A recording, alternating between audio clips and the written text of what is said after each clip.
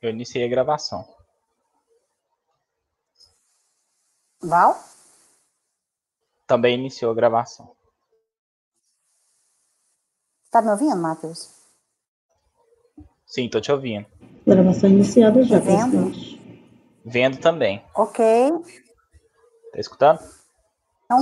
Então, o próximo item da pauta é o 148, Dr. Cleberson.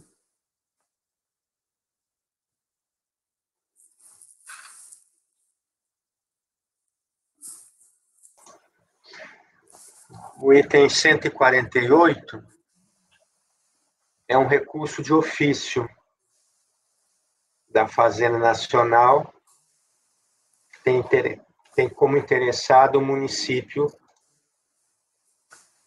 de Duque de Caxias, no Rio de Janeiro.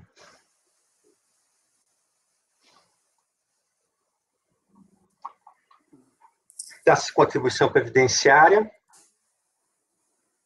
são 2 autos de infração na origem, é objeto desse processo, melhor, objeto desse processo, 2 autos de infração, relativos ao período de 97 a 99, nos quais foram lançadas contribuições previdenciárias por responsabilidade solidária, em nome do tomador de serviço. Esse débito, esse crédito, esse lançamento que nós estamos apreciando, vamos apreciar, ele é um lançamento substitutivo de uma notificação 3576287-3, que foi anulada por vício formal.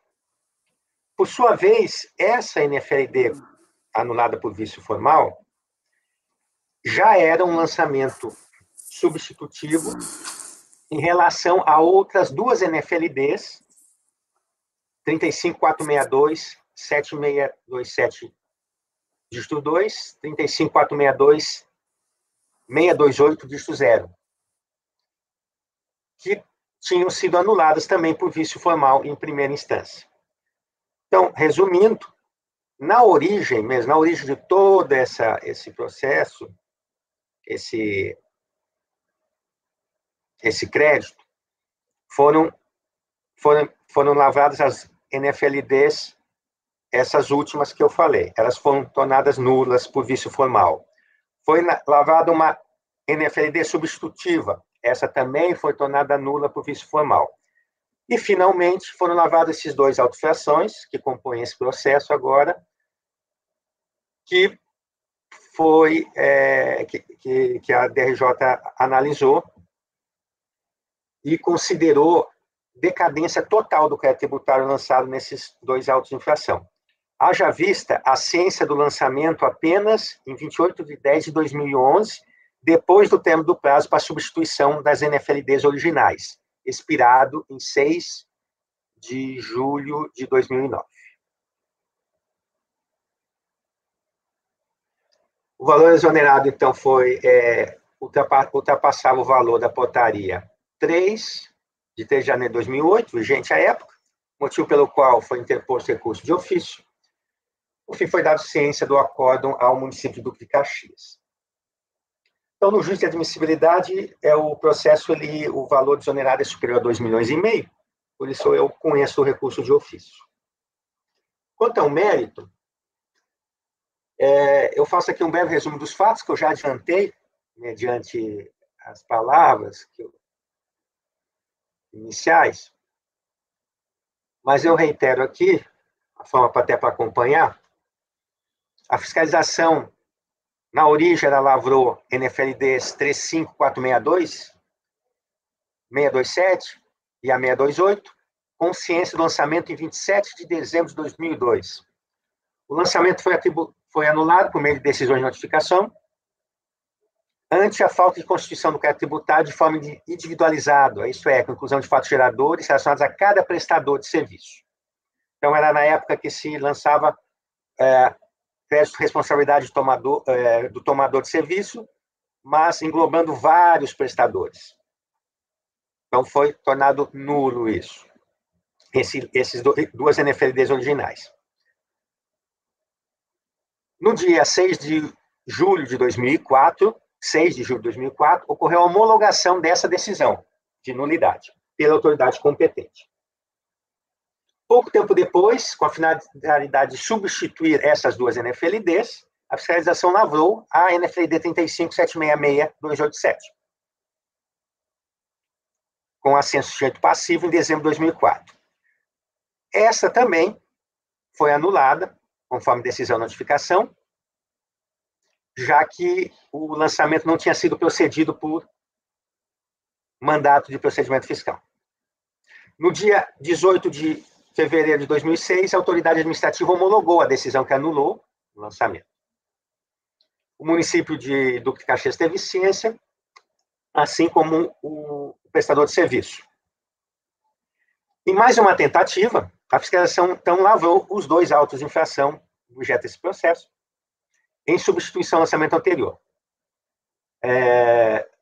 Nos dias 27 de 10 de 2011 e 28 de 10 de 2011, respectivamente, tomador e prestador de serviço tiveram ciência desses dois autos de infração. Então, todas as decisões do contencioso administrativo fiscal anularam o lançamento anterior por vício formal, isso que consta das decisões de notificação. Para efeito de lavatura dos autos de infração, a fiscalização se valeu do inciso 2 do artigo 173 do Código Tributário Nacional, que prevê um prazo diferenciado ou uma situação diferenciada no caso de nulidade formal do lançamento anterior. O acordo recorrido entendeu decadente o direito de efetuar o presente lançamento, com base nesse inciso 2, pelos motivos que eu copio no meu voto. Estão aí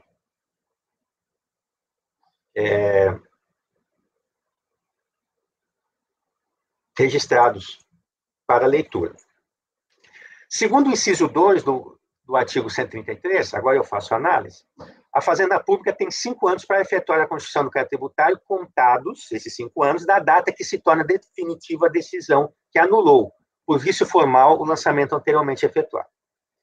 De longa data, a regra de decadência específica para anulação do lançamento anterior por vício formal é alvo de inúmeras controvérsias doutrinárias, sobretudo se o dispositivo de lei cuida-se de hipótese de suspensão e interrupção do prazo decadencial, ou, na verdade, estipula um prazo de decadência autônomo, totalmente independente do originário. Em contrapartida, é consenso que o dispositivo de lei foi previsto em benefício da Fazenda Pública e premia o seu próprio erro. O vício formal do ato administrativo acarreta a devolução integral do período de 5 anos para a constituição do crédito tributário, e um prazo elástico, a partir da decisão definitiva, anulatória do lançamento anterior. O legislador concedeu um novo prazo para a realização do mesmo lançamento tributário, sem incorrer no vício anterior de forma,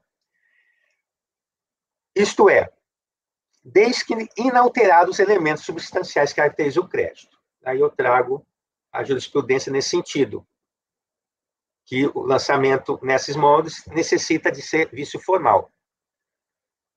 Provavelmente, a opção do legislador pela renovação do prazo de decadência justifica-se pela prevalência da substância sobre a forma, visto que o mero erro formal no lançamento decorrente de culpa da administração tributária, ele não pode favorecer a exoneração do crédito tributário materialmente rígido.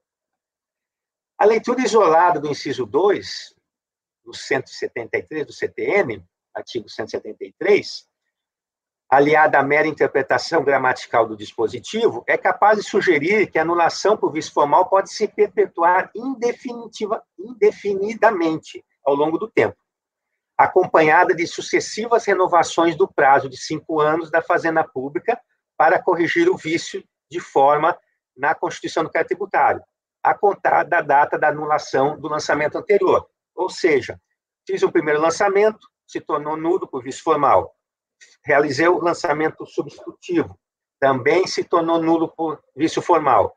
Qual o prazo que eu tenho para uma próxima tentativa? 5 anos dessa última decisão. Essa foi a interpretação da área de fiscalização. E essa é o raciocínio que eu digo aqui sobre se perpetuar indefinidamente ao longo do tempo, acompanhada de sucessivas renovações de prazo de 5 anos.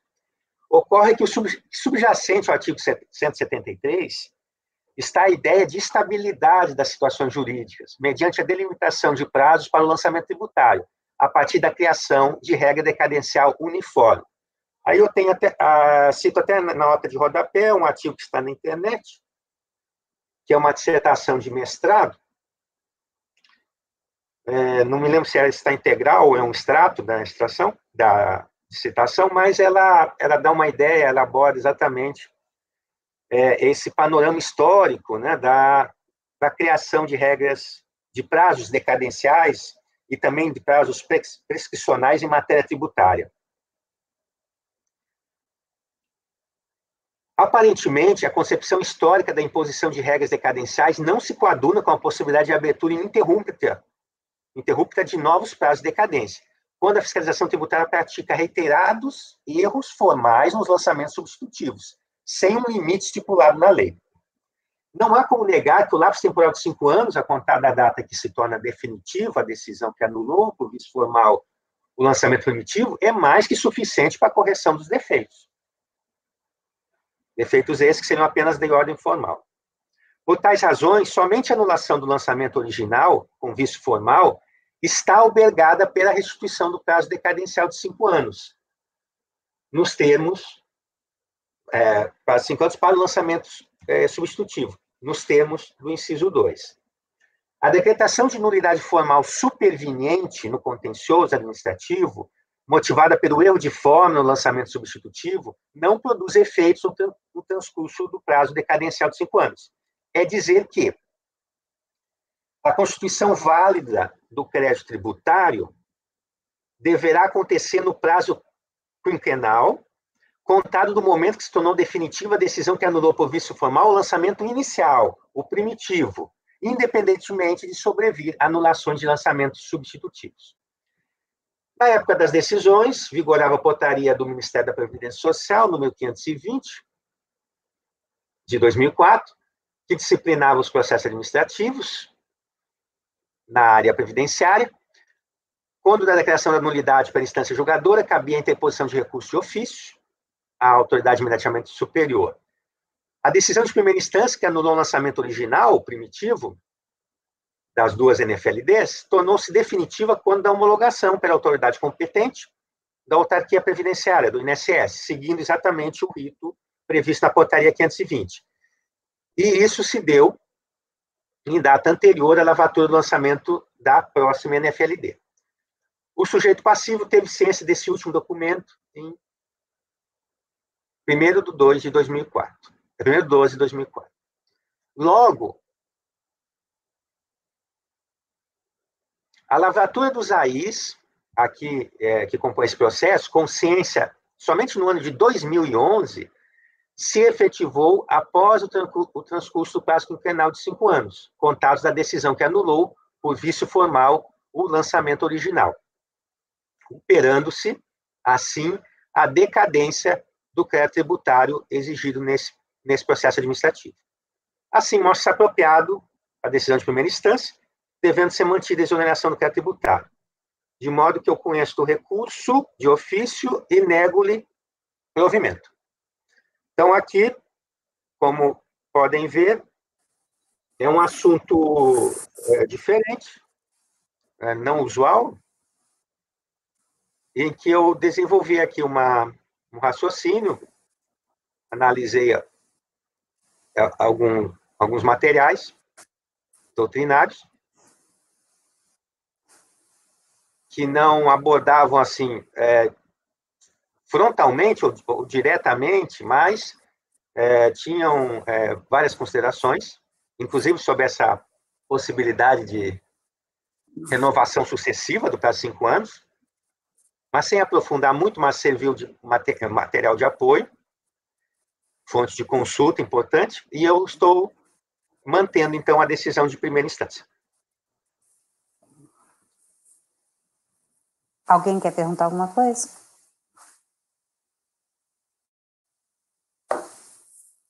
Não?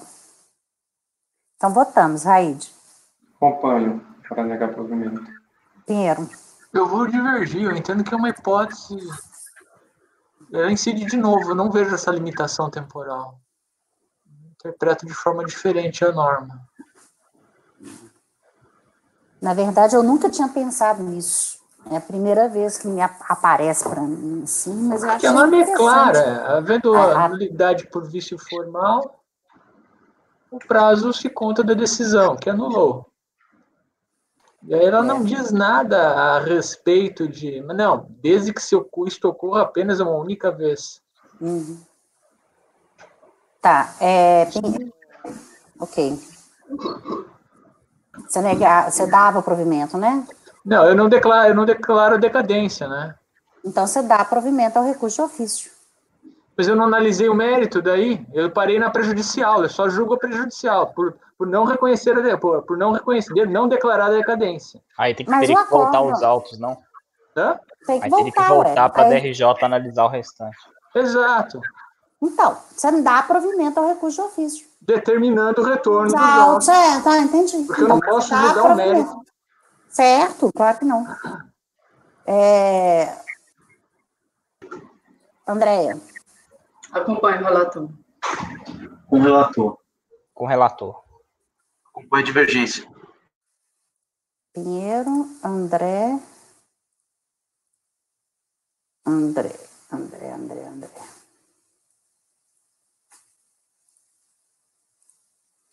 Olha, eu vou divergir também, mas é um caso a pensar. Então... Por que a senhora vai divergir se é um caso a pensar, presidente? Porque eu também... A senhora já pensou. Não, é como o Pinheiro disse, eu posso amadurecer depois, mas por hora eu ainda não tenho eu tenho que analisar melhor, estudar mais para falar que realmente o prazo não reinicia. Se eu fizer a leitura literal da lei, para mim reinicia. Não há limitação de quantas vezes, mas eu achei interessante a tese. É isso que eu estou falando, eu posso mudar de entendimento. Então, a causa colegiado, por maioria de votos, negar provimento ao recurso de ofício. Vencidos conselheiros Pinheiro, André e Miriam, que davam provimento ao recurso. Ponto, ok. 149, Matheus. Não é interessante colocar a ressalva determinando o retorno dos autos? Não eu é acho que é interessante. Não. Não? Tá. O resultado aí era consequência lógica.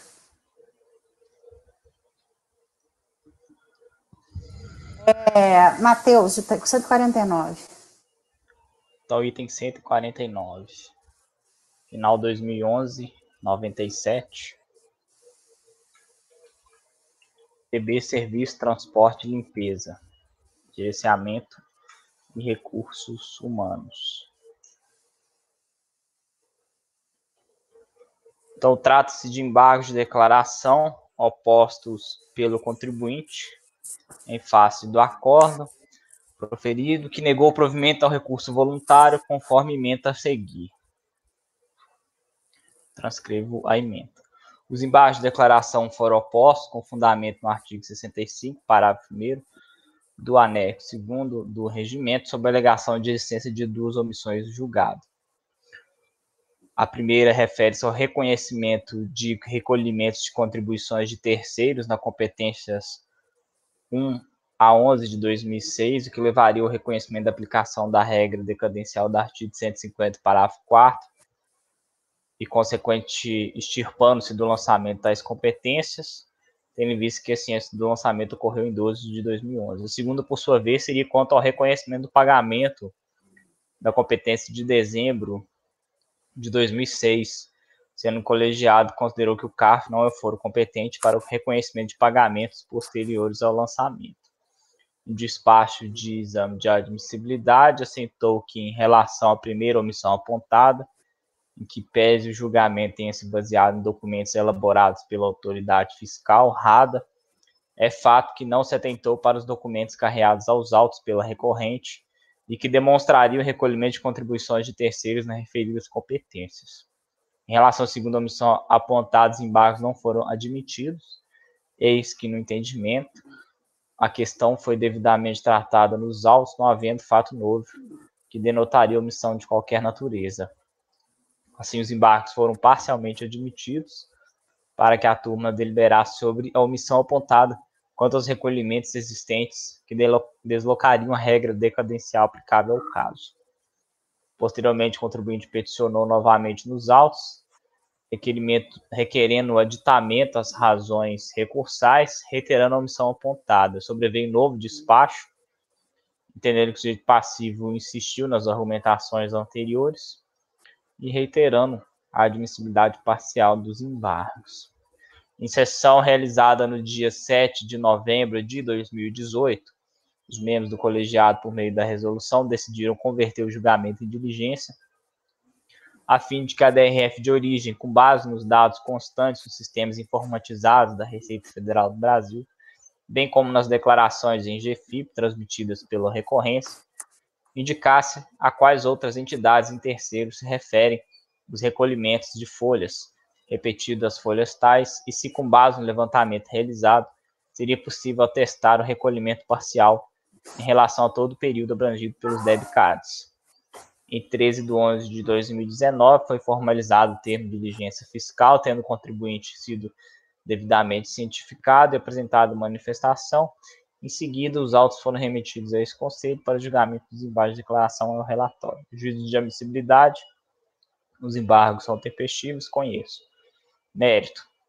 Nos presentes aclaratórios, a omissão apontada e admitida consiste na alegação da essência de recolhimento de contribuições de terceiros, nas competências 1 a 11 de 2006, o que levaria ao reconhecimento da aplicação da regra decadencial decorrente do artigo 150.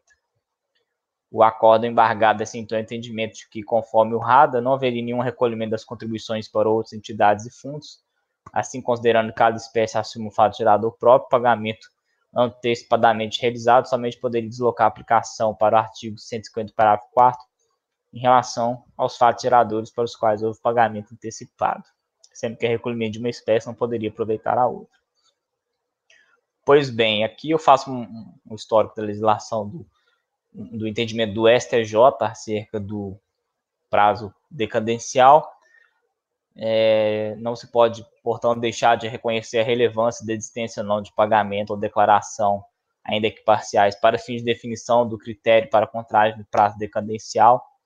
Contudo, na oportunidade anterior em que examinei os autos, notadamente os documentos carreados pela recorrente, compreendi que tais documentos demonstrariam, em tese, o recolhimento de contribuições para outras entidades e terceiros, o que, em princípio, acarretaria no reconhecimento da decadência do crédito tributário, esse transcorrido mais de 5 anos entre a data de ocorrência do fato gerador e a Constituição, considerando que a recorrente tomou ciência dos autos no dia 21 de dezembro de 2011. Contudo, as guias acostadas aos autos não discriminavam as entidades e terceiros destinatários dos recolhimentos, aspecto de importância para conferir com precisão a ocorrência do prazo decadencial. Assim, naquela oportunidade, entendi que o feito não estaria pronto para julgamento e, a obediência ao princípio da verdade material, votei por converter o julgamento em diligência. Nessa esteira, em 13 de 11 de 2009, foi formalizado o termo de diligência fiscal. Consta no termo de diligência fiscal que, nas guias apresentadas pela empresa, apesar de considerar como pagamento para terceiro, a auditoria constatou que consta no conta corrente da Receita Federal recolhimentos que conforme consta no recolhimento, no conta corrente da Receita Federal, os recolhimentos foram classificados como pagamentos para o INSS, eis que as GPS foram preenchidos com o Código de Pagamento 2010, correspondente à empresa em geral, ao invés de 2119, específico para recolhimento de terceiro. Por esse motivo, embora o valor a recolher tenha sido preenchido no campo reservado a terceiros, o valor foi alocado ao campo INSS. Em razão de tais fatos, a auditoria relacionou as competências com recolhimentos de terceiros, conforme o seguinte quadro. Aqui eu transcrevo o quadro em que há recolhimentos para terceiros. Com relação à identificação das entidades para as quais foram destinados os recolhimentos, a auditoria informou que, com base nos dados das GPS, não seria possível identificar a identidade beneficiada. eis que os valores recolhidos para outras entidades são alocados conforme o código de terceiros informado nas GFIPs. Cada FPAS recolhe para os terceiros correspondentes, conforme o quadro abaixo. A auditoria também informou que no sistema GFIP-OEP constariam para a empresa GFIPs com os códigos FPAS 507, 515 e 612, conforme planilha de folha 1626, reproduzida abaixo. Aqui eu também transcrevo a planilha constante no termo de diligência. A auditoria salientou ainda que quando a empresa preenche o campo de terceiros com código 000, corresponde à declaração da ausência de contribuições para outras entidades e, portanto, o sistema não calcula o valor de terceiros e, consequentemente, não anoca nenhum valor de recolhimento para as entidades. Nesse sentido, aplicando o entendimento do STJ ao caso em questão, tem-se o que segue. O caso trata de contribuições destinadas a outras entidades e fundos, tributo sujeito a lançamento por homologação. A auditoria fiscal constatou o recolhimento de contribuições de terceiros relativos às seguintes competências: fevereiro a maio de 2006, julho a dezembro de 2006 e 13º de 2006. A ocorrência de dolo, fraude ou simulação não foi alegada, não havendo qualquer prova ou indícios de conduta dessa natureza. Ademais, de acordo com a súmula vinculante 8 do STF, o prazo decadencial é o disposto no CTN.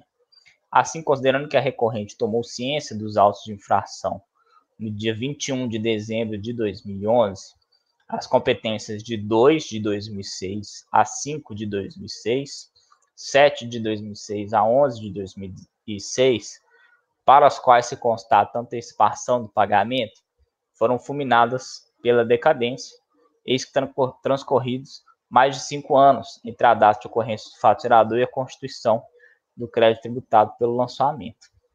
Por sua vez, as competências 12 de 2006 e 13 de 2006 não foram fulminadas pela decadência, eis que a ciência do lançamento ocorreu 5 anos antes da ocorrência do fato gerador. Ademais, para a competência 1 de 2006, a auditoria não constatou a antecipação de recolhimento nos termos da diligência fiscal. Por fim, cabe ressaltar que o fato de a empresa ter preenchido o campo de terceiros com o código 000, correspondente à declaração da ausência de contribuições para outras entidades, não desnatura a ocorrência do pagamento, sendo, a meu ver, falha do sistema, que, por sua vez, não calcula o valor de terceiros e, consequentemente, não anoca nenhum valor de recolhimento para as entidades. Dessa forma, é de se reconhecer a decadência das contribuições para outras entidades e terceiros, referentes às competências 2 de 2006 a 5 de 2006, 7 de 2006 a 11 de 2006, exigidas nos autos de infração. Aqui eu cito os debitcards. Então, eu estou conhecendo dos embargos de declaração para o mérito da parcial provimento, sanando a omissão apontada com efeitos infringentes, a fim de dar provimento parcial, recurso voluntário, para reconhecer a decadência das contribuições para outras entidades e terceiros, referentes às competências de 2 de 2006 a 5 de 2006, 7 de 2006 a 11 de 2006, exigidas nos autos de infração. Aqui eu cito os debitcards.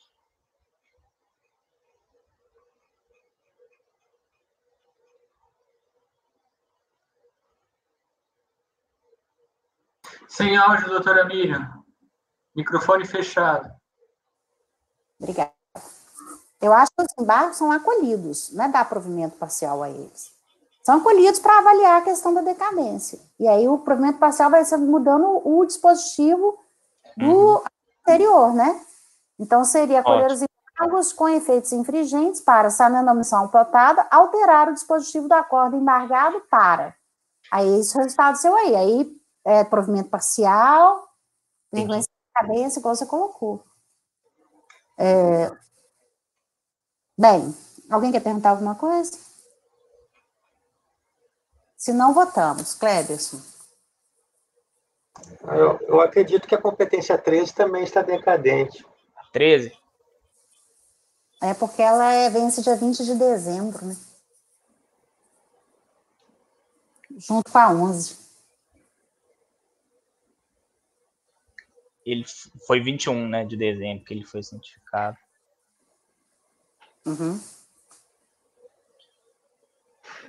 Então eu posso fazer um ajuste aqui. Eu acho que seria... O raciocínio não é pelo vencimento, né? O raciocínio que foi feito é pela data do fato gerador. Certo. Só que aí, qual que é o fato gerador do 13º? São todo ano, né? Seria todo ano. E tem um prazo para pagamento, dia 20, né? Uhum. Até o dia 20, né? Não, o prazo de pagamento para o trabalhador é até novembro, né? É isso? Agora eu não me recordo. Mas eu imagino que a data do fato gerador, o que eu quero chegar à conclusão que pese as discussões, o fato gerador, a data seria no máximo dia 20, né? Uhum.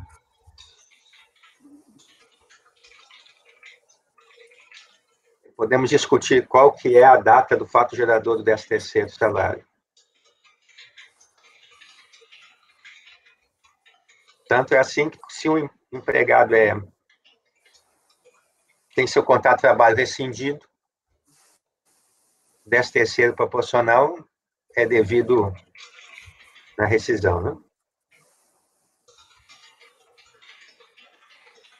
Posso colocar que a data do fato gerador se consolida no dia 20 de dezembro daquele ano. É uma interpretação, não é, doutor Matheus? Não sei Aliás, se... de novembro, né? É que, na verdade, a lei diz o dezembro. seguinte, o 13º deve ser pago até o dia 20, né? Pelo menos segundo a Marcela. Bom, mas como o 13º é o valor do salário de dezembro, eventualmente pode dar alguma diferença que aí ela é compensada na folha de pagamento de dezembro.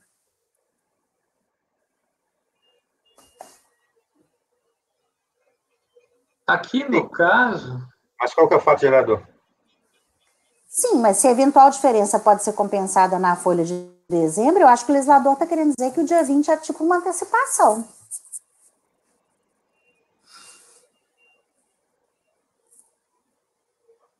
No Dia fato 20, antecipação. Seria uma forma de antecipação para pagar antes do Natal, sei lá qual foi a intenção do legislador. O que é? Qual que é a história aí? Eu não acompanhei. O 13º é pago até o dia 20 de dezembro, certo? Isso. O que acontece? Mas a lei determina que o valor do 13º é o salário de dezembro. Isso. Você só vai saber efetivamente qual é o salário de dezembro no dia 31 de dezembro. Perfeito. Né? Porque a pessoa pode ter salário variável. E aí o que acontece? A lei determina assim, você vai pagar no dia 20, mas o dia 20 é uma aproximação.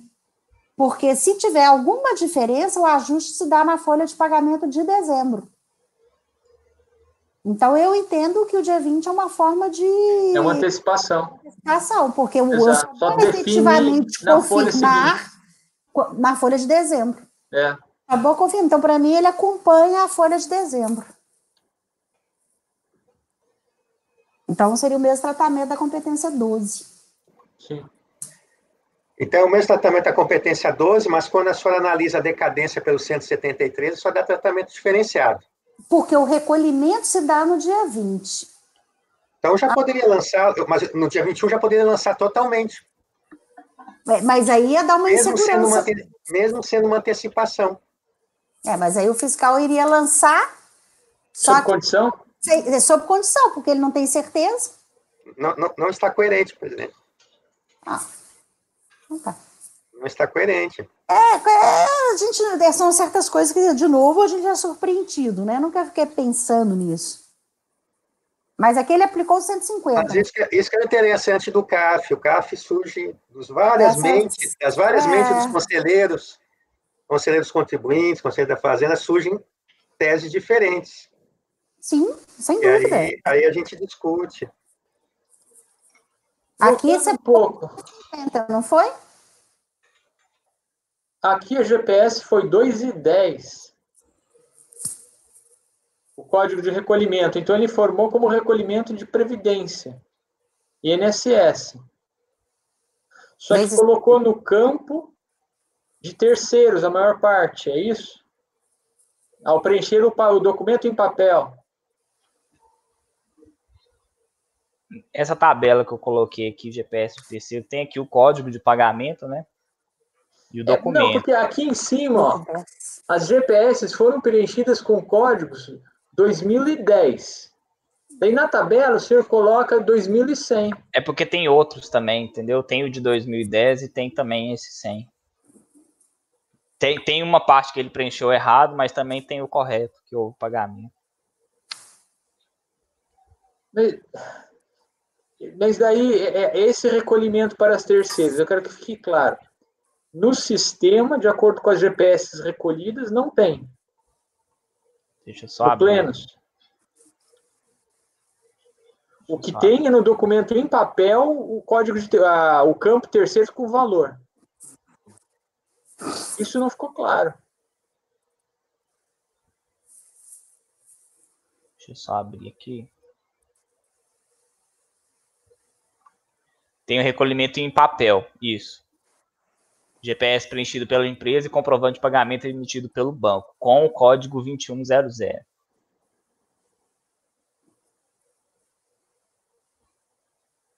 Porque o 2100, ele pega o valor total e redistribui nos campos. Isso, e a fiscalização também olhou o detalhe da GPS no sistema da Receita Federal e viu que, de fato, é coincidente com o da GPS. Eu vou abrir o relatório de diligência. Ele é bem completo, o relatório. Isso ficou meio confuso para mim no voto aqui, eu não consegui captar a ideia. Porque ele analisou a informação constante no sistema, conforme nós solicitamos a época.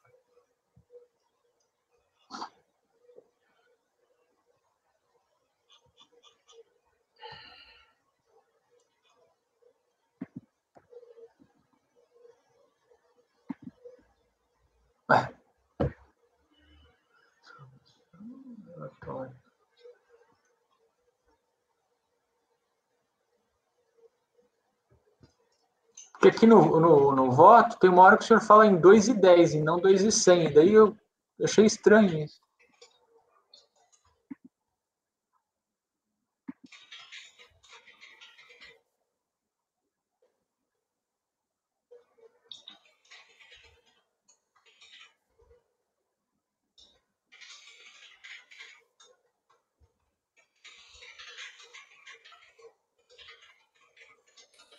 Existe GP 2,10? Será que isso não é um erro de digitação? É isso que eu não estava entendendo. Eu queria...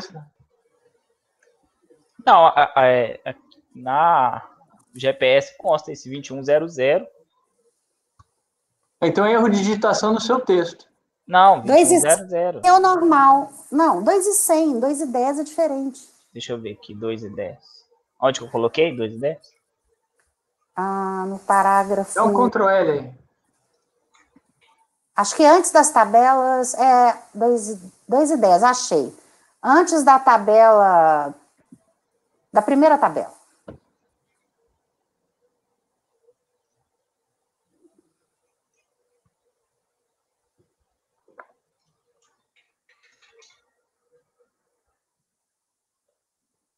Então, no sistema, tem recolhimento de terceiros.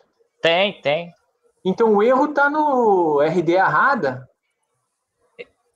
A decisão foi feita com base no RADA, mas o contribuinte no processo administrativo juntou esses comprovantes de recolhimento, que não foram examinados. Esse é o motivo dos embargos. Tá, então esses comprovantes, eles não entraram no relatório. Não entraram. É 2,100, viu? Não tem GPS. Código. Esse aqui tá tá o erro de digitação. Aqui. Ok. Eu acho que ok. A questão que vai dar problema, acho que é só a competência 13. Competência 13. O fato gerador. Eu fiz um ajuste. Eu coloquei o seguinte: em relação à competência 13 de 2006, cabe destacar que a data do fato gerador se consolidou no dia 21 de dezembro daquele ano, não devendo-se confundir a data do pagamento com a data do fato gerador. A propósito, o fato gerador em relação ao 13º salário é o somatório dos fatos geradores anteriores e que ao final se consolidam. Não sei se essa redação ficou boa. Mas e daí? Não estou entendendo. Você vai excluir a 13? Também, aí eu excluo a 13 também. A 13 de 2006. Porque o fato gerador se consolidou no dia 20 de dezembro daquele ano.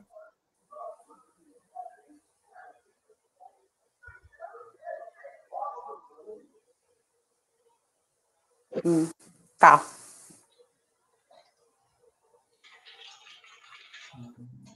E a fiscalização foi lá no dia 21, então ela perdeu o prazo. Isso. Em que ano que era esse?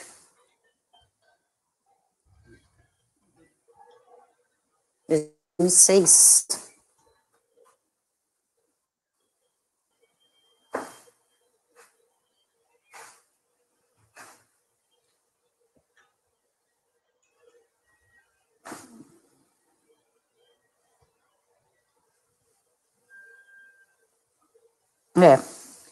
Bem. Então vamos votar. Cleberson. Acompanho o relator. Acompanho. Oi? Eu acompanho. Interessante. Porque... Desculpa, Cleberson, repete que deu um problema na minha internet nesse momento que você votou. Acompanha o relator, é isso? Acompanho o voto do relator. Eu repensando aqui, o que é conta? Doutora Miriam, só voltando um pouquinho. No comprovante do pagamento da GPS, ela traz tanto o valor de contribuição quanto o valor de outras entidades. Então, pelo raciocínio do Dr. Matheus, ele está entendendo que quando é 2.100 e zerou o campo da contribuição e colocou o valor de outras entidades, ele está realocando e fazendo algo diverso do que fez a fiscalização com base no RADA, pressupondo um erro do contribuinte ao elaborar a GPS, é isso o raciocínio?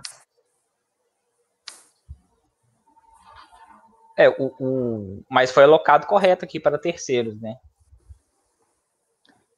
Foi alocado correto para terceiros? Não. Houve pagamento.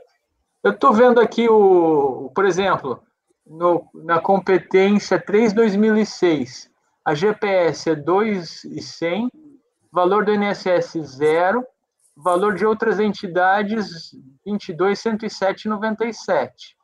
Tá? Daí no comprovante entrou tudo como valor da contribuição. Na hora que foi feita a digitação, não foi colocado como outras entidades.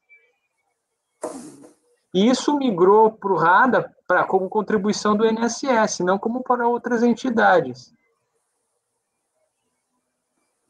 E é isso assim está no sistema, na competência 3. Inclusive nos comprovantes do banco aparece lá valor outras entidades. Para essa competência, não. Valor da contribuição não tem nada aqui. Só tem valor outras entidades, não tem. É isso que eu estou tentando. Porque, por exemplo, na competência 3, se coloca aqui um valor, mas é outro estabelecimento? Não, é o mesmo estabelecimento. A tabelinha aqui não está fechando. É porque parece que tem além desses ainda, né? Que ele juntou. A fiscalização, ela consultou os sistemas.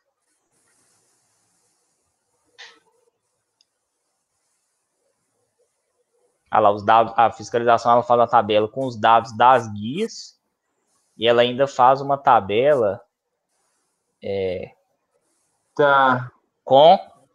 analisando o sistema, né, da Receita. Uhum. E aí ela faz essa consolidação, essa tabela, né, tá no item 5 da diligência, que é GPS terceiros. Aí lá tem os terceiros. Tá. Então, ela constatou esse recolhimento. Então, meu voto é com base nessa tabela 5, né? Do item na tabela 5. Que consolida essa informação. Uhum. Tá, agora eu consegui captar a ideia. Uhum. Você viu? Obrigado. Nada, que é isso. Só fazendo um comentário ainda, realmente, eventuais diferenças podem ser apuradas em qualquer mês, né, diferença salarial. Então, seja do 13º ou não, Por exemplo, mês 11, a gente ia declarar a decadência. Se fosse apurada uma diferença legal, ela seria paga lá mesmo em fevereiro do outro ano. E por isso eu deixaria de declarar a decadência no mês 11? Não. Então eu vou adotar o mesmo entendimento do Matheus. Já, quer dizer, antecipando meu voto. Mas só para esclarecer, porque eu falei aquela outra coisa sobre diferenças. Pode continuar, então. Raide? Acompanhou já, né? Já acompanhei. Pinheiro? Acompanhou? Acompanho. André? Rodrigo? André? Acompanho. Então, qual dos membros, por unanimidade de votos, acolher os embargos com efeitos infringentes para, sanando a omissão apontada, alterar o dispositivo do acordo embargado para, aspas, acorda os membros colegiados, por unanimidade de votos, dar provimento parcial ao recurso voluntário para reconhecer a decadência das contribuições para utilidades e fundos, exatamente como o Matheus colocou aí no resto do voto. Bom, os 150... Só um minutinho.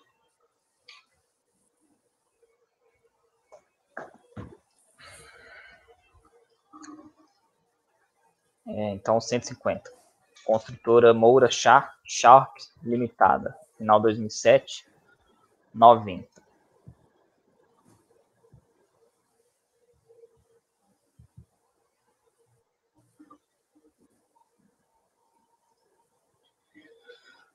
Bom, estou aproveitando o relatório. Trata-se de crédito lançado pela fiscalização, NFLB, contra a empresa acima identificada, que se refere-se às contribuições devidas à Seguridade Social, correspondentes a diferenças de acréscimos legais de recolhimentos efetuados em atraso nas competências 897, 1197, 698, 898, 799, 5.2002, 7.2002 e 9.2002. O valor lançado importa um montante de 25 mil, consolidado em 19/12/2007.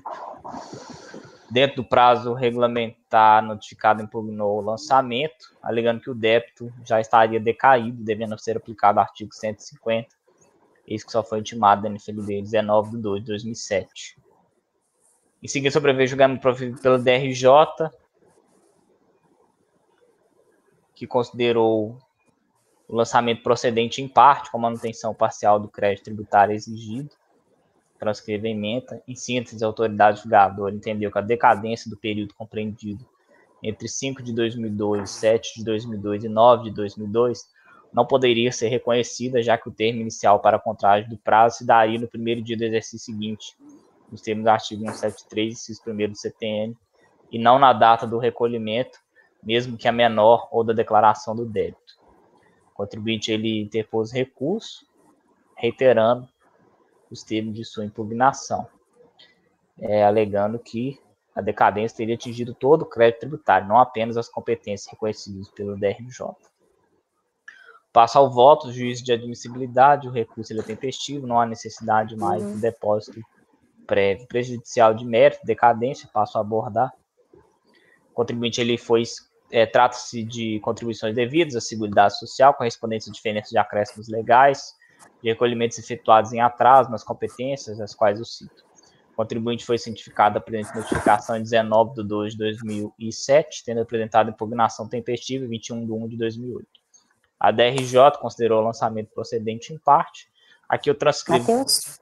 Oi. Isso. Pode dar uma acelerada nisso. Isso, eu transcrevo aqui os fundamentos da DRJ. Aqui também estou trazendo um texto comum a respeito da jurisprudência e passo ao exame do caso concreto. No caso dos autos do trabalho fiscal, se reporta aos fatos geradores de contribuições previdenciárias relativo ao período de apuração 1 do 8/97 a 30/9/2002, tendo contribuinte sido intimado acerca do lançamento 19/12/2007. A discussão remanescente diz respeito às competências 5/2, 7/2002 e 9/2002, não consideradas decaídas pela DRJ. Eu constato que os lançamentos relativos às competências consistem em diferença de acréscimos legais, eis que a fiscalização apropriou ao lançamento diversas guias pagas nestes períodos, mesmo que relativos a competências diversas e anteriores. Em razão do lançamento das referidas competências consistirem em diferença de acréscimos legais, é de se entender pela antecipação de pagamento apta a atrair incidência do artigo 150, parágrafo 4º. Nesse sentido, entendo que deve se aplicar o artigo 150, parágrafo 4º, uma vez que o verificado que o lançamento se refere ao descumprimento de obrigação principal, que houve pagamento parcial das contribuições previdenciárias no período fiscalizado, além de não ter ocorrido dolo, fraude ou simulação. Então, estou concluindo. Cabe observar ainda que o contribuinte não trouxe qualquer matéria de mérito, alegando unicamente decadência da totalidade do crédito tributário, já acatada nesse voto. Então, eu estou dando provimento para reconhecer a decadência do crédito tributário lançado. Cléber. Não, eu quero fazer um questionamento para o doutor Monteiro. Por favor. Pode fazer. Obrigado. Em relação a essas competências diversas e anteriores, todas em período decadente, daí no DAO? Oi? Aqui, quando o senhor fala, no caso dos autos, constata que os lançamentos relativos às competências 5, 2002, 7, 2002 e 9, 2002, são todas competências do lançamento DAO, correto? Todas são diferença de acréscimo legal. Exato. E elas se referem a competências guia, diversas e anteriores. Sim. Daí o senhor cita folhas 19 seguintes. Sim. Essas competências diversas e anteriores são todas já decaídas. Aí eu preciso de me recordar, mas parece que são anteriores, né? Que foram aproveitadas a este lançamento. Eu tenho que abrir lá, então. Isso.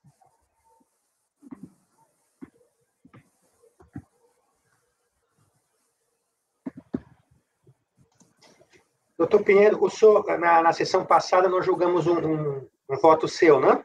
Sim, eu fazia essa diferenciação. Qual o seu raciocínio lá que eu acompanhei? Sim. O seu raciocínio é que deveria ser utilizado 150 por quê? Não, é a competência da guia. Porque já houve o início de pagamento. Tanto é que se está cobrando diferenças.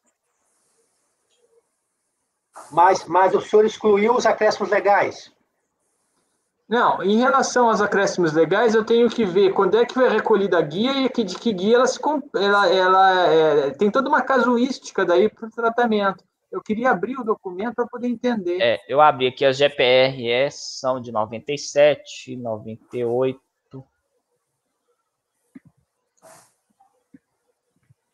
Porque aqui, o senhor está entendendo que a antecipação de pagamento.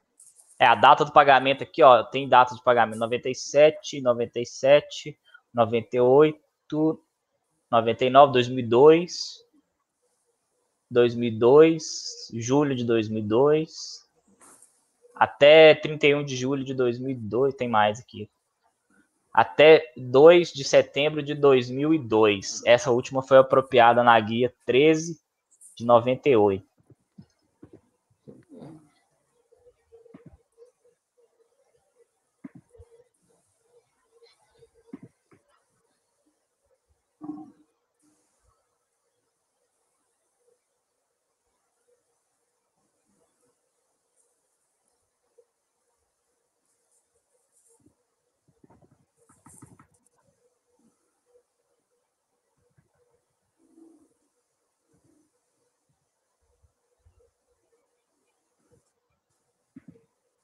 Ó, a competência, no caso, 5/2002.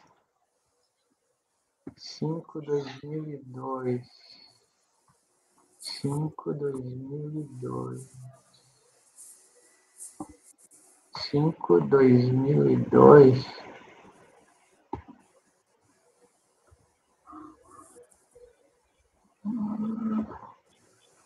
Cadê?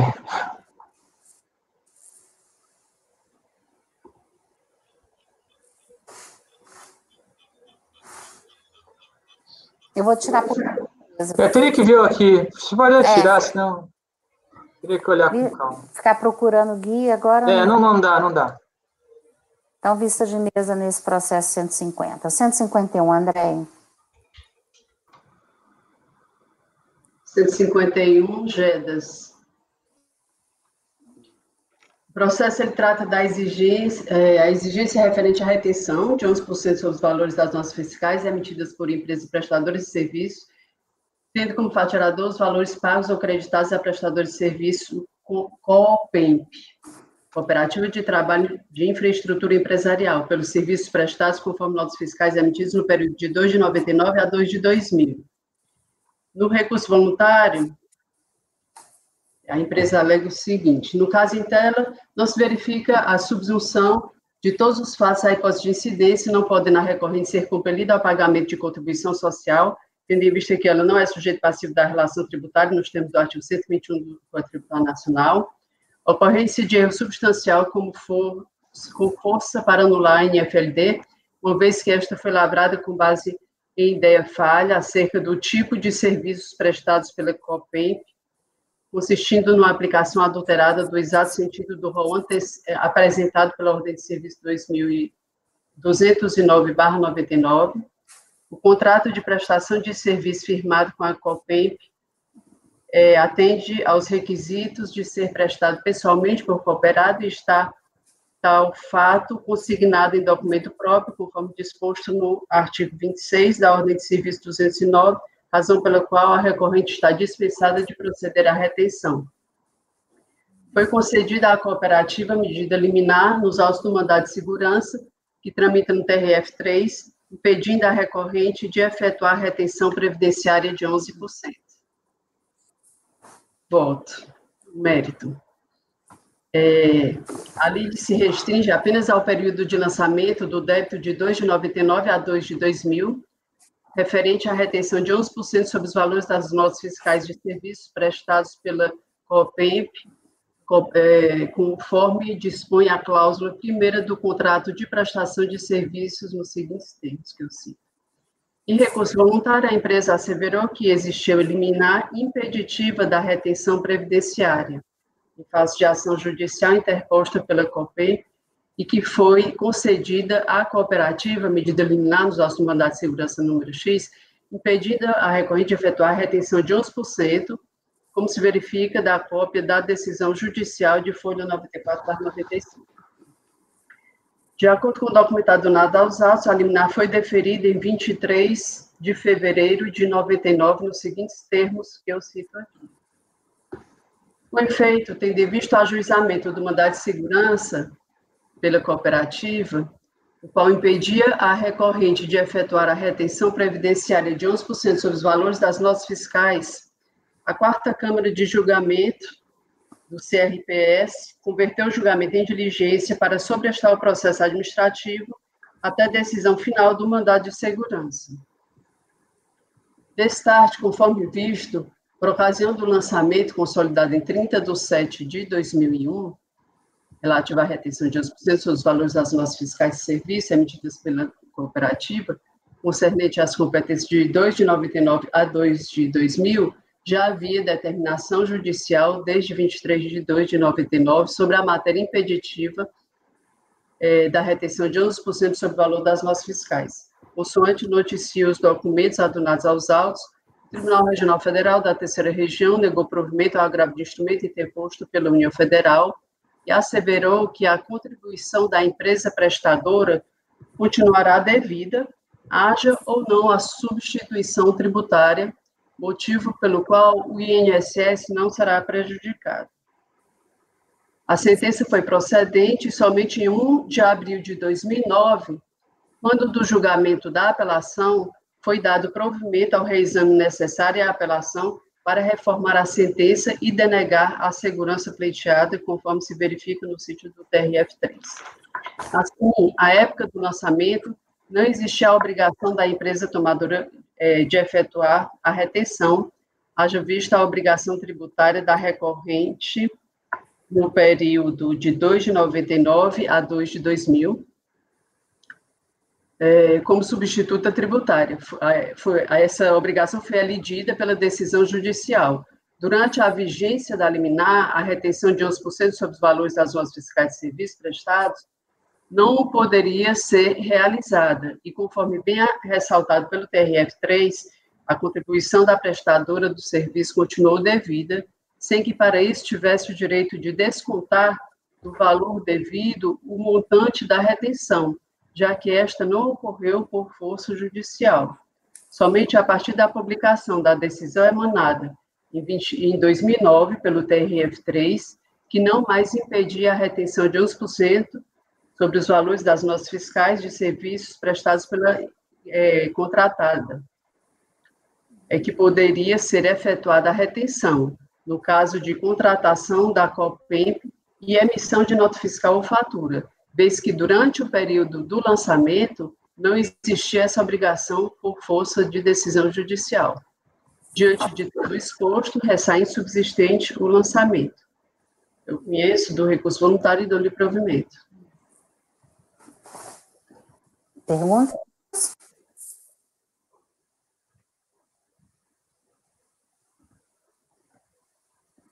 Estou olhando o processo, ou menos tentando olhar o processo aqui, assim que abrir.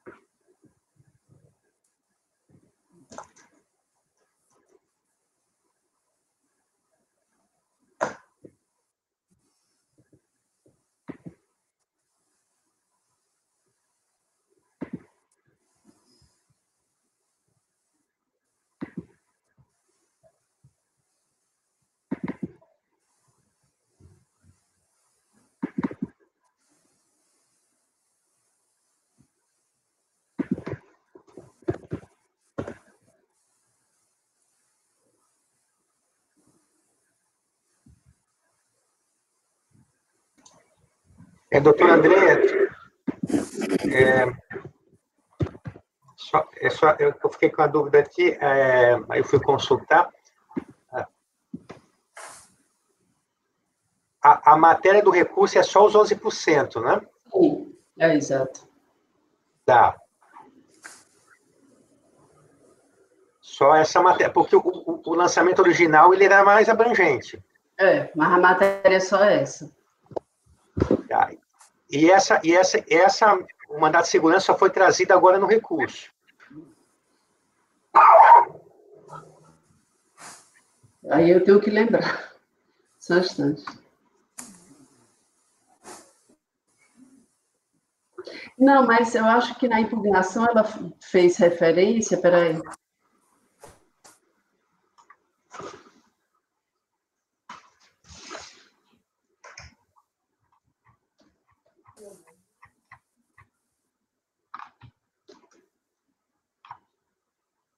Não, no recurso mesmo.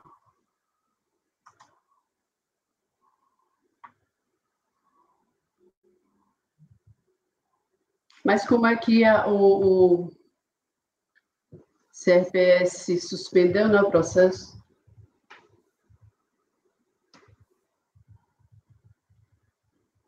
Tá certo, o CRPS é o grande recurso já, né?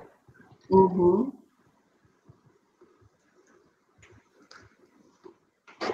Tá, está bem. Da minha parte está o quê?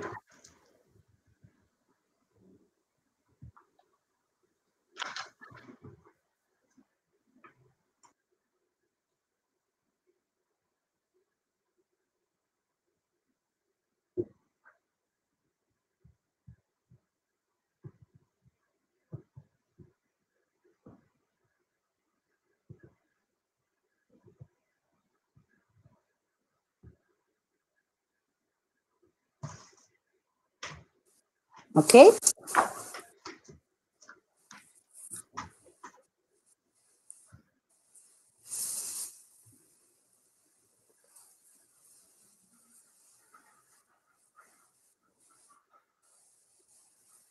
Sim, senhora.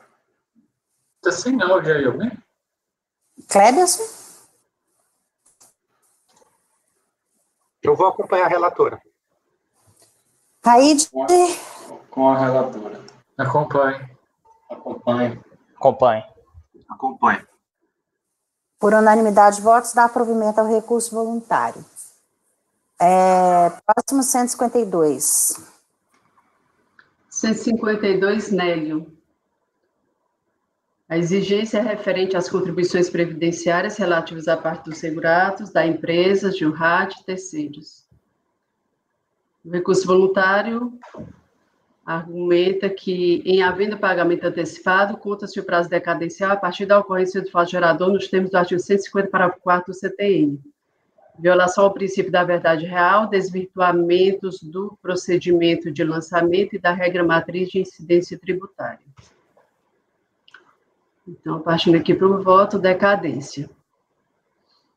A decisão de piso entendeu que, abre aspas, a ausência de pagamento do tributo sujeito a lançamento por homologação, ainda que parcial, motiva a aplicação do artigo 1731 do CTN. Em verdade, o pagamento a menor, do pagamento a menor, a diferença não paga é o não pagamento sujeito a lançamento de ofício, fecha aspas.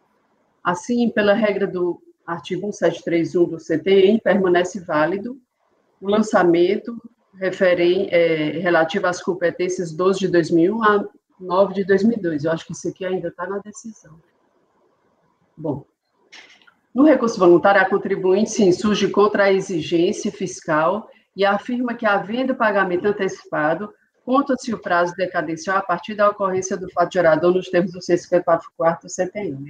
Aqui eu trago a decisão do STF, trago as normas, né, do CTN, 150, 173, e digo o seguinte: no presente caso, foi constatado que haviam diferenças de recolhimentos, conforme se destaca no relatório de lançamento, bem como nos documentos adunados aos autos e na própria decisão de piso. Portanto, ocorreu antecipação de pagamento. Dessa forma, dado que o contribuinte foi cientificado do lançamento em 21/12/2007, constata-se que todo o período exigido encontra-se fora do prazo decadencial. Dessa forma, deve ser declarada a decadência do crédito tributário. Conheço do recurso e dou-lhe provimento para declarar a decadência.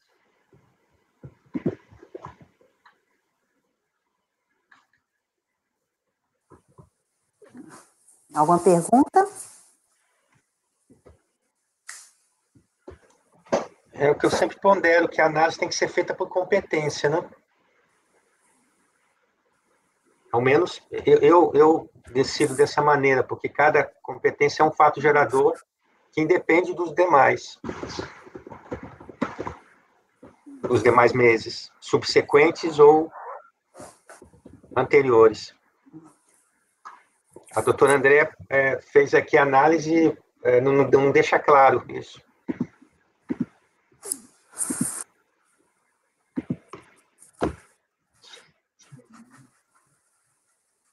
Caso tem que olhar o processo. Eu estou abrindo aqui, só que está meio lento o processo. Mas pela própria decisão da DRJ, ela já fala que existem, né, as antecipações. Em todas as competências?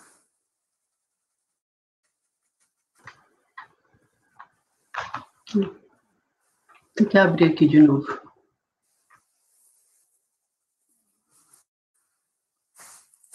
Então, é mais um que nós vamos deixar para olhar. O lançamento já é por diferença? Eu acho que isso é rápido, doutora Maria. Não, porque esse anexo que a doutora Andréa faz citação aqui é uma tabela anexa ao auto. Diferenças entre os valores aferidos relativos à comissão e os constantes da folha de pagamento e GFIP. Não fala nada em GPS. Parece que estava confessado. Mas estaria recolhido? Acho que o lançamento aqui é todo de diferenças. Sim, doutora, de mais diferença de quê? GFIP, GPS? Ou folha GFIP? Comissão. Foi pagamento de comissão. Para todos os segurados que exerceram a função de vendedor a cargo da recorrente durante o espaço de tempo mencionado no parágrafo precedente, 10 de 97 a setembro de 2002. Sim, então, não é diferença com base em recolhimento. O que pode ter sido somente declarado, né?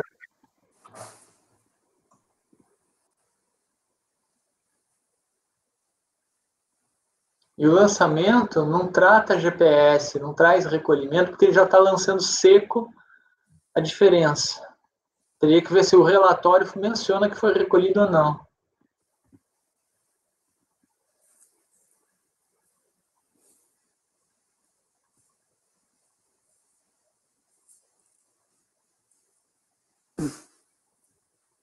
É rápido, Raíde, por quê? Não, era só ver o DAD aqui, mas o DAD não explicita muita coisa, então tem que ver o relatório fiscal se fala. A página do relatório fiscal é o... Peraí que trava tudo aqui. 93.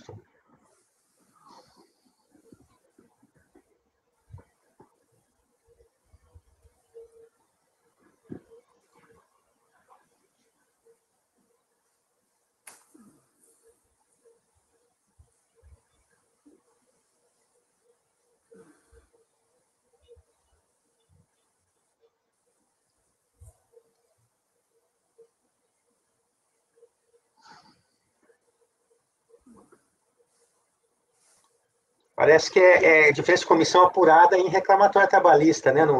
Em ações trabalhistas. Parece que é pontual aqui, que é só dessas comissões.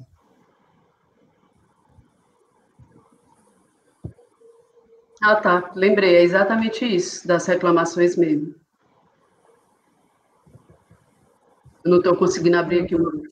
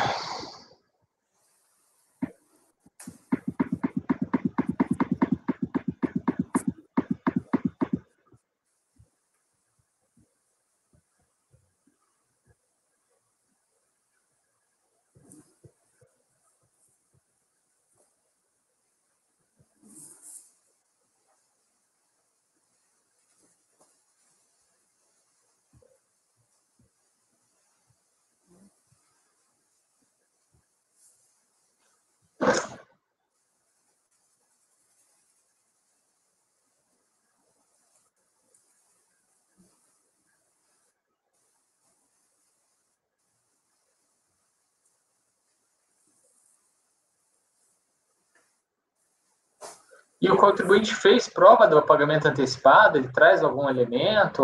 Como é que ele argumenta? Prova. Eu estou tentando abrir aqui de novo para poder relembrar. Mas eu não estou conseguindo.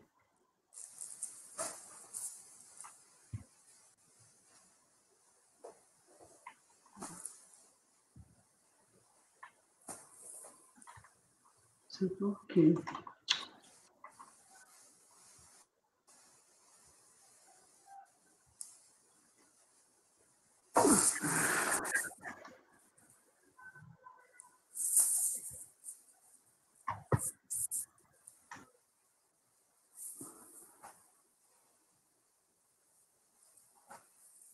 Vamos tirar por vista de mesa aí, André, olha, e a gente joga de tarde, pode ser?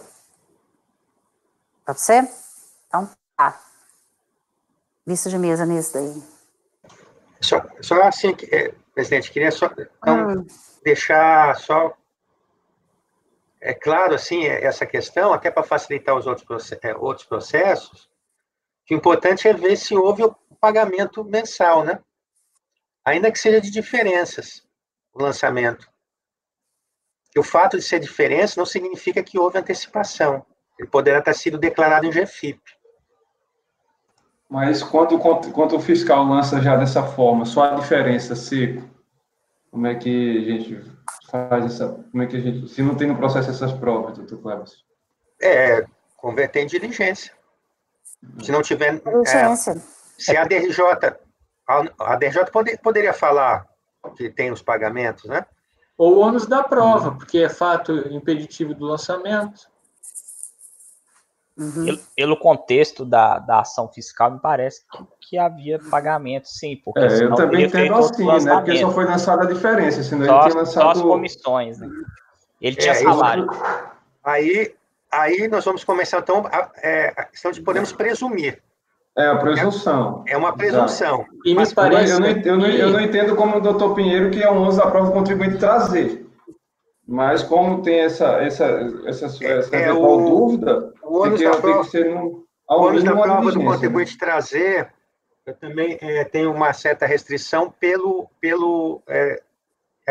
em razão até da idade do processo, de quando foi feito o processo, porque essa ideia de pagamento antecipado, ela surgiu realmente, se consolidou a partir de 2009, eu acho que é isso, né? Então, em muitos processos é algo novo, que não tinha essa preocupação. Hoje, em processo a partir de 2009, 10, já se pode exigir do contribuinte que ele já sabe, não, para me provar aqui o pagamento antecipado, decadência 150, eu tenho que trazer isso. Também tem esse detalhe dos processos mais antigos, essa exigir do contribuinte uma prova que ele nem imaginava que seria essa prova necessária. Cada caso é um caso, acho que depende também do contexto da ação fiscal, né? Provavelmente ela teria feito outro lançamento, que não apenas... Ou foi uma auditoria seletiva, só para apurar essas questões por demanda, por exemplo, do Ministério Público, já que veio da Justiça do Trabalho, do próprio Juiz do Trabalho. Nesse caso, Topiano, me parece isso, essas auditorias chamadas seletivas na época, né? Exato. Então, ele se preocupou somente com aqueles fatos geradores ali, né? Diferenças, a diferença de remuneração, né? De comissão, ali que foi reconhecida, inclusive. É esse o contexto, né? A contribuição pode estar só declarada em GFIP, mas não está recolhida, né? Aí o fiscal fez o lançamento só do que não estava declarado. Sim, mas não quer dizer que os salários não foram pagos e recolhidos. Não sei se foi recolhido, que eu acabei de falar. Pode estar declarado na GFIP e não ter recolhido nada. Os salários. Salário, não a comissão. A comissão, não. Os salários que eu estou falando. Isso, salário. Recolhimento sobre os salários. Isso aí é só a comissão, não é o salário. Certo, a gente entende que o lançamento foi feito por diferença, só a comissão. Mas tem certeza que ele recolheu o salário? Se o fiscal não lançou, é porque podia estar declarado em GFIP. Eu sei que à época também existia o hábito de, mesmo declarado em GFIP, lançar. Mas não é uma obrigatoriedade, né? E tem período abarcado pelo lançamento que nem GFIP tinha ainda. Eu entendo que aqui... A doutora Andréia pode afirmar que houve recolhimento? Porque se o processo não existir uma prova nesse sentido, seria o caso de diligência. Daí, se entenderem, por maioria, que não é o caso de diligência, que já dá para presumir, esse processo acaba agora. Ou, se preferirem, baixa em diligência e esclarece. Cleberson, me dá aí sua opinião, vai.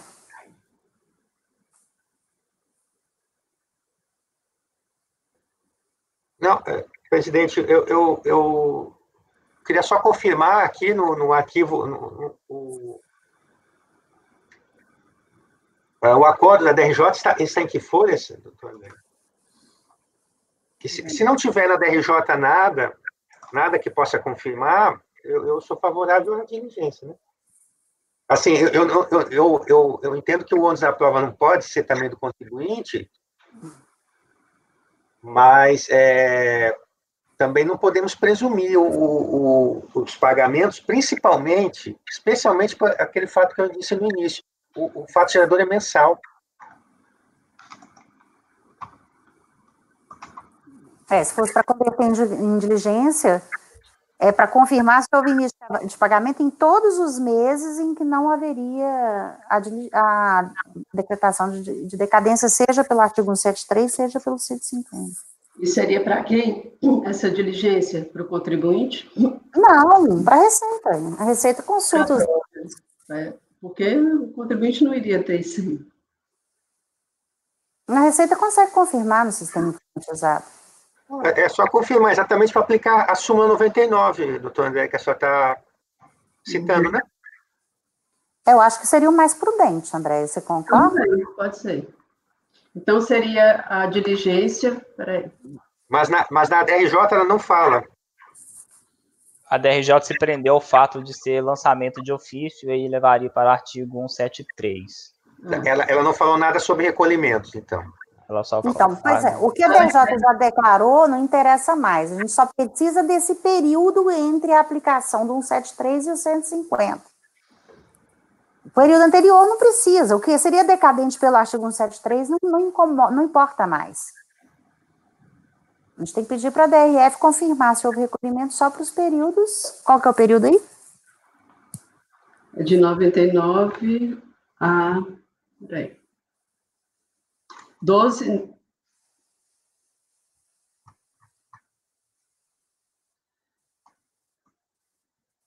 Meu Deus do céu, eu já perdi aqui o processo, não sei o que está acontecendo aqui.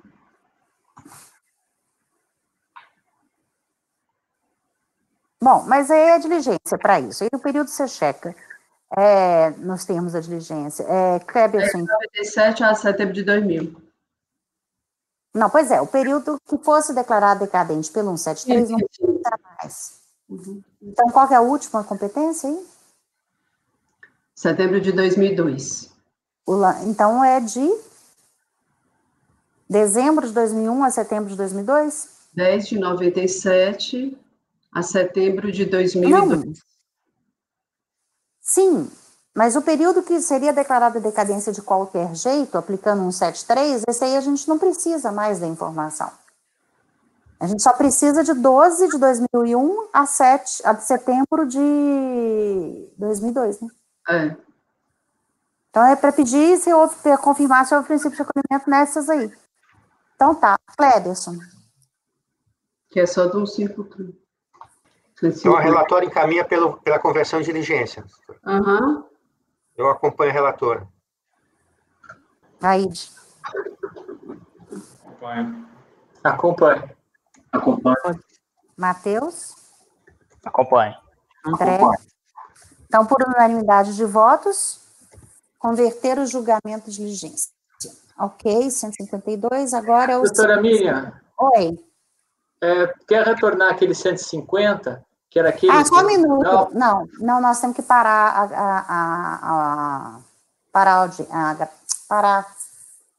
vamos dar um intervalo, peraí. Val, interrompe a gravação, por favor. Gravação interrompida, presidente. Obrigada, Val.